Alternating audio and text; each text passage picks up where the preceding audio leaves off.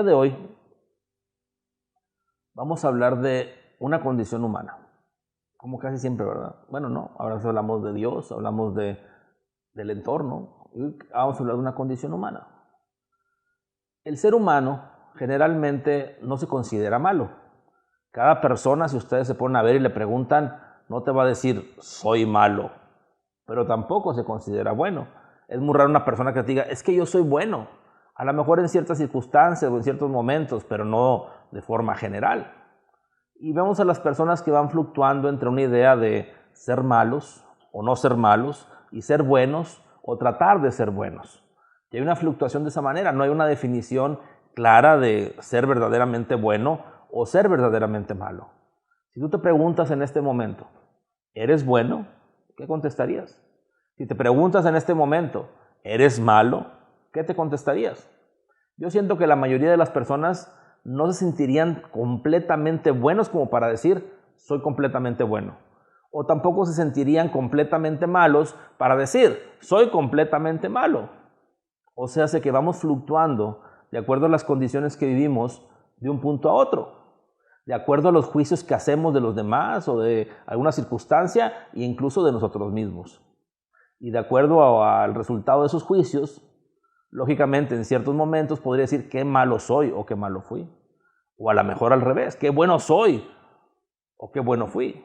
Sin embargo, esos juicios son con referencia a algo en particular y momentáneamente, porque a lo mejor ese juicio, haciéndolo en otro momento sobre la misma situación, con un resultado diferente, podríamos decirnos totalmente lo contrario.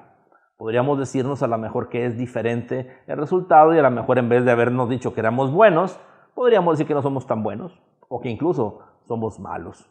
Pero quiero darme a entender con todo ello que no hay una definición clara de la condición humana con referencia al bien y al mal. No sabemos si somos buenos, no sabemos si somos malos.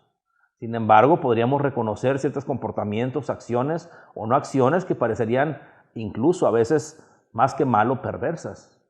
O podríamos también reconocer en ciertos momentos ciertas acciones o decisiones o condiciones que son maravillosas o muy buenas cuando una persona hace algo bueno por alguien más.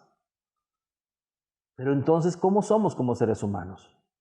¿Qué es lo que define al ser humano? ¿El ser humano realmente es bueno? ¿El ser humano realmente es malo? ¿O ninguna de las dos, o las dos en revoltura, o no tiene una condición permanente, sino la fluctuación de la que estamos hablando? En este momento entonces tendríamos que reconocer eso. Tendríamos que reconocer que lejos de tener un estado estable o una condición definida de bueno o malo, tenemos una fluctuación que constantemente va cambiando de acuerdo al juicio que hacemos de las condiciones que vivimos y de nosotros mismos, lógicamente. De acuerdo a ello, las fluctuaciones podríamos decir que tengan una tendencia a ser más bueno o a ser más malo, y que incluso esa tendencia puede cambiar en ciertos momentos o con ciertas condiciones. Por ejemplo, tú podrías sentir que eres muy bueno en una condición porque en ese momento te sientes apoyado, pero realizando la misma condición, si no tienes el apoyo, podrías sentirte que no eres tan bueno. Entonces decimos, más que una definición clara y concreta de si soy bueno o soy malo, tengo una condición fluctuante dependiendo de los juicios que vivo, y de acuerdo a ello es como le doy valor o lo experimento. ¿Pero qué pasa entonces? Bueno, en los momentos en que alguien se siente malo o es malo, o que quiere vengarse o quiere dañar a alguien, porque sí los hay, incluso hay gente que dice que odia y que tiene la capacidad de odiar y odia, o dice que odia. Dentro de todo ese tipo de fluctuaciones o condiciones, cuando alguien siente un deseo malo o una condición mala hacia él o hacia alguien, es una condición peligrosa, porque esa maldad lo destruye. Esa maldad no es buena.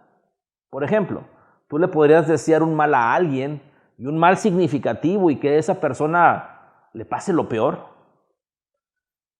Indistintamente si a esa persona le pasa lo peor o no, ya tú por tener esa idea, esa sensación o ese sentimiento, tú estás mal. Tú ya no estás bien. Incluso podrías enfermarte significativamente. O esa condición a lo mejor te tiene atrapado y a la otra persona no le pasa ningún mal, gracias a Dios. Sin embargo, a ti que lo deseas, simplemente por desearlo ya lo estás viviendo. Y tenemos que entender que las condiciones no convenientes de odio, de venganza, de destrucción, todo tipo de condiciones, lejos de dañar a nuestro entorno, lejos de dañar a otro, nos está dañando a nosotros mismos. Incluso, si llevamos esa condición a una condición mayor donde agarramos algo y lo destruimos, o agarramos a alguien y lo golpeamos, o agarramos a alguien y le hacemos daño, aunque hiciéramos eso, al dañar a otro, nos dañamos a nosotros mismos. Recuerden lo que nos dice la verdad. La verdad nos dice que somos uno y que tenemos la ilusión de estar separados y estar divididos, pero que es una ilusión, ya que en la verdad solo somos uno. Entonces, ¿quién daña a quién? Te estás dañando a ti mismo. Y vuelvo, insisto, lo mismo. Al dañar al otro, te estás dañando a ti mismo, y en el proceso del sentimiento, la sensación o el vivir, el querer dañar a alguien, también tú te estás dañando. Hay personas que se justifican con la defensa. Hay quien siente y cree y piensa que no es que sea agresivo o no es que esté haciendo algo malo, es que se está defendiendo. Y no se dan cuenta que muchas veces la defensa o la forma de defensa que están utilizando no era la necesaria. Muchas veces simplemente se defienden para que no les hagan daño y no se dan cuenta que el que empezó fue el que se defendió porque nadie tenía la intención de dañarlos. Y sin embargo realizan una condición destructiva o no conveniente. De acuerdo a todo ello, podríamos darnos cuenta entonces que hay condiciones que consideramos buenas que no son tan buenas. Por ejemplo, muchas personas lo que hacen es pensar y creer que su necesidad está por encima de la de los demás. Entonces, ¿por qué robaste? Porque tenía hambre y no tenía otra forma de tener dinero o de tener comida. Entonces mi hambre tenía que ser saciada y por lo tanto justifico mi hambre con el robar. ¿Por qué no? ¿Por qué mataste? Bueno, porque el otro me iba a golpear y no me iba a dejar, entonces yo tengo que hacer esto primero porque de alguna forma, si no, no estaría vivo. ¿Por qué gritaste? Porque el otro también me gritó. ¿Por qué le rompiste eso? Porque el otro me lo iba a romper primero. Y tenemos condiciones de esa manera. Pensamos que la defensa justifica la violencia. Pensamos que la defensa justifica la maldad o lo malo. Y no tendría que ser así, porque nos vamos a dar cuenta que muchas veces, cuando consideramos que nos estamos defendiendo, generalmente nadie nos está atacando o no nos iban a atacar. Y si alguien nos atacara, muchas veces otro tipo de defensa fuera mejor que la agresión o la violencia. Y así. Ahora, a final del día entonces, ¿cómo podríamos definir al ser humano entre lo bueno y lo malo? Lo hemos dicho otras veces. Yo creo que la definición no está tan difícil.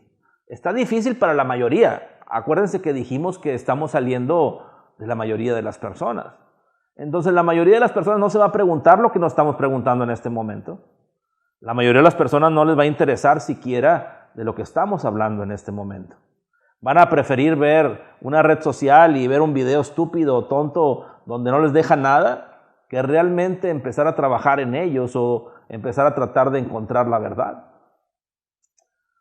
Pero bueno, ¿cómo podríamos darnos cuenta si somos buenos o somos malos en realidad? Para esto, tendríamos que ir más allá del bien y del mal. Tendríamos que entender, como lo hemos dicho otras veces, que el bien y el mal no son absolutos, que el bien y el mal son relativos y son relativos de acuerdo a un estado de conveniencia de cada quien. Lo que te conviene lo llamas bueno y lo que no te conviene lo llamas malo. Así de simple es. Lo puedes justificar, vestir, decir lo que quieras. Pero a final de cuentas, no existe lo bueno o lo malo absolutamente. Solo existe el valor de lo bueno y lo malo. Entonces, primer paso, tendríamos que ir más allá de lo bueno y lo malo.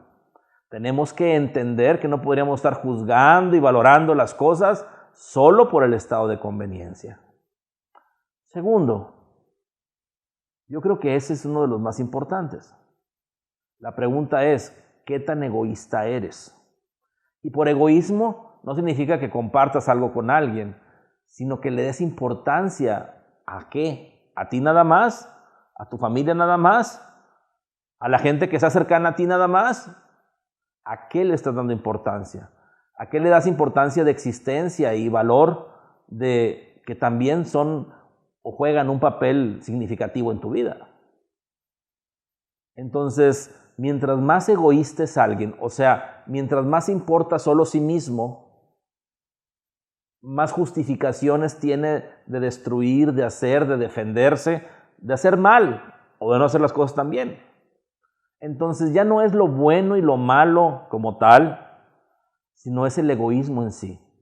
Todo aquel que sea más egoísta, podríamos considerar que sus acciones no son tan convenientes. Todo aquel que sea menos egoísta y va más de acuerdo a la verdad, de acuerdo a la conciencia de unidad, pues lógicamente sus acciones son más en amor, en plenitud, en compartir. Si por ejemplo tú quieres definirte y autodefinirte siendo lo mejor de ti, la mejor versión de ti, tienes que trascender el egoísmo. Si tú no trasciendes el egoísmo, inconscientemente siempre vas a estar atrapado en condiciones no convenientes y egoístas. Vas a pensar y vas a creer que lo que estás haciendo es en beneficio de los demás, pero no es cierto. Yo he visto muchas personas que se dicen que no son egoístas y que no son egoístas porque hacen algo por los demás. Por ejemplo, a lo mejor, no sé, dan un donativo, a lo mejor dan despensas, a lo mejor alguna condición de esa manera y lo único que están buscando es reconocimiento. Están buscando que le digan, muchas gracias porque usted es muy buena persona por todo lo que nos ha dado a esta ciudad o a este pueblo o a esta familia. Entonces esa persona en busca de reconocimiento, pues lógicamente si está buscando reconocimiento para sí mismo, pues es egoísta, ¿no?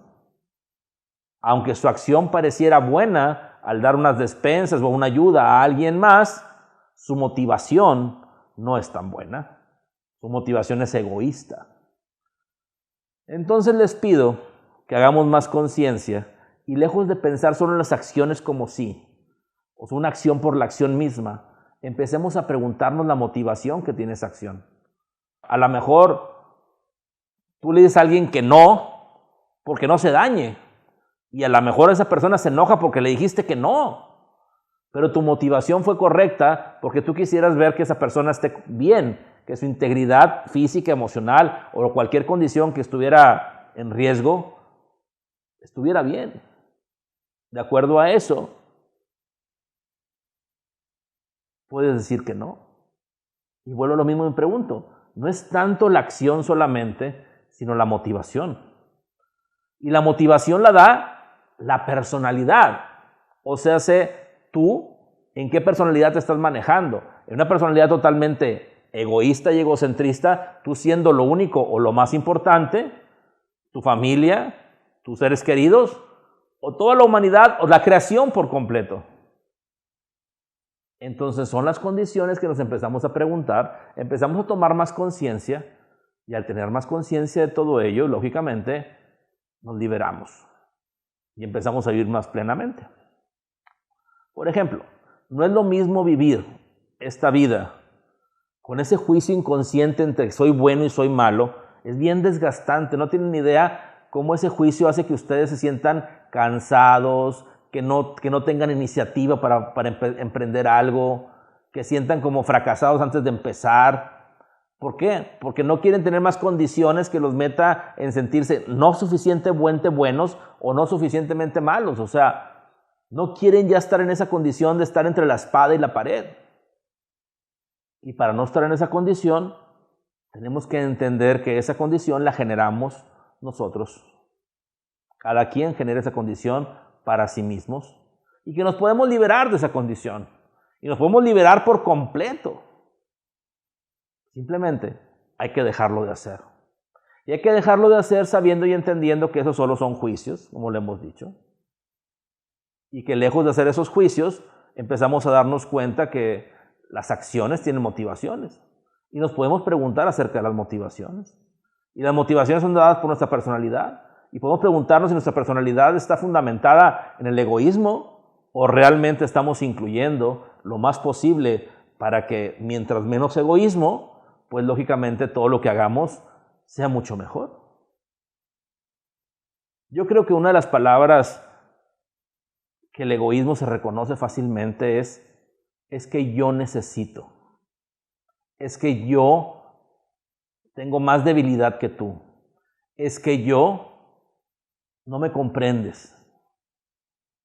Yo creo que esas condiciones, esa forma y manera de manejar el yo, es de las personas egoístas o de los momentos en que la gente son más egoístas. Escúchense, escuchen al otro. Y les voy a decir algo, cuando te das cuenta y empiezas a escuchar eso, te das cuenta que en realidad gente mala, mala, mala casi no hay. Sí hay, porque hay gente que pues ya de alguna manera su condición mental está fuera de esta realidad y a lo mejor tiene un problema mental fuerte, pero fuera de esas condiciones de gente perversa, la mayoría de la gente, el 99.99% de la gente no es mala. Sin embargo, el egoísmo los hace verse como malos, ¿verdad? El que roba, pues si no fuera tan egoísta no robara. Y también, si los demás no fueran tan egoístas y si el que robó, robó porque tenía hambre, pues el que robó porque tenía hambre no tendría hambre porque los demás tampoco fueran egoístas. Entonces son condiciones de esa manera. Te vas a dar cuenta que el egoísmo tienes que aprenderlo a ver. Que el egoísmo tienes que aprender a saber qué es en ti y en los demás para poder entonces comprender más de la vida. En esta vida, ser egoísta te destruye.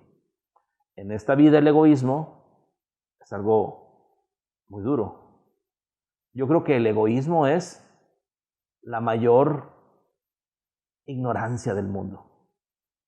Todo aquel que es egoísta es porque ignora la verdad, ignora la unidad, ignora el amor verdadero y la forma en que como seres humanos estamos constituidos. Por ejemplo, podríamos decir que el egoísta se abstrae tanto de todo lo demás que trata de funcionar por sí y para sí mismo. Y cree y piensa que con sus capacidades individuales va a poder sobresalir de todos los demás. Y así no funciona el mundo. Cuando no eres egoísta, tienes muchos mayores beneficios que si lo fueras. Como dicen por ahí, si los malos supieran lo bueno que es ser bueno, todo el mundo fuera bueno y no habría malos. O lo podríamos poner así, si los egoístas supieran lo bueno que es no ser egoísta, no hubiera egoístas en el mundo. Yo te invito a que sepas lo bueno que es no ser egoísta. Lo bueno que es saber y entender que somos uno.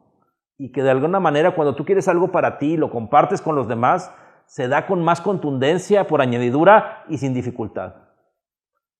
Si Dios te responde a ti para darte todo aquello que necesitas y más, cuando estás en conjunto con los demás, cuando tomas en cuenta a todos los demás, con mayor contundencia lo recibes. Generas una mayor necesidad. Se exponencia la necesidad de uno con la necesidad de los demás que están involucrados y la respuesta es mucho mayor, más contundente. Ya no hay que vivir en la ignorancia. No seas ignorante. No seas egoísta. Hay que vivir en la unidad, que es la verdad. Somos uno.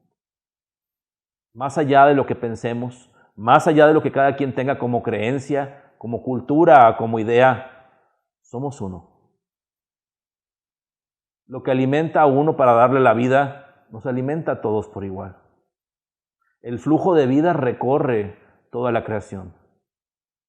Y ese flujo de vida son lo que somos. No hay un flujo de vida individual para cada quien. No hay una oportunidad de existencia individual para cada quien. Dejemos de estar en esa ignorancia de separación, de división, de individualidad aparente.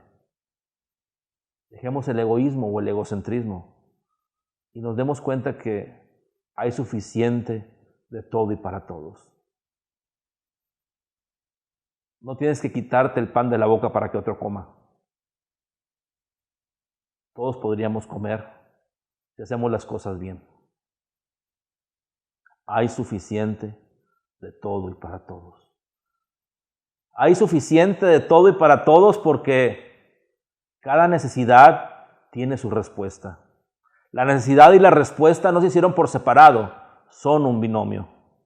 Vienen en conjunto, vienen en paquete. Y más aún, cada necesidad tiene más de una respuesta. Tiene respuestas infinitas. Porque cada respuesta, cada necesidad es una experiencia distinta y diferente que la creación nos da para poderla experimentar, para poder elegir entre tanto que existe y que cada quien vaya forjando su historia. Hay suficiente de todo y para todos. Que el egoísmo ya no nuble tu razón, que la ignorancia ya no sea en ti. Hay suficiente de todo y para todos. Ve más allá del bien y del mal. Libérate de todo bien, de todo mal, de toda condición de juicio. Y mejor, vive en el amor, incluyendo a toda la creación, a cada ser consciente, a cada ser humano, a los rincones completos del universo o los multiversos, a la creación misma. Existe y hay suficiente de todo y para todos. No tiene caso, razón o alguna, arrebatarle a alguien lo que le pertenece.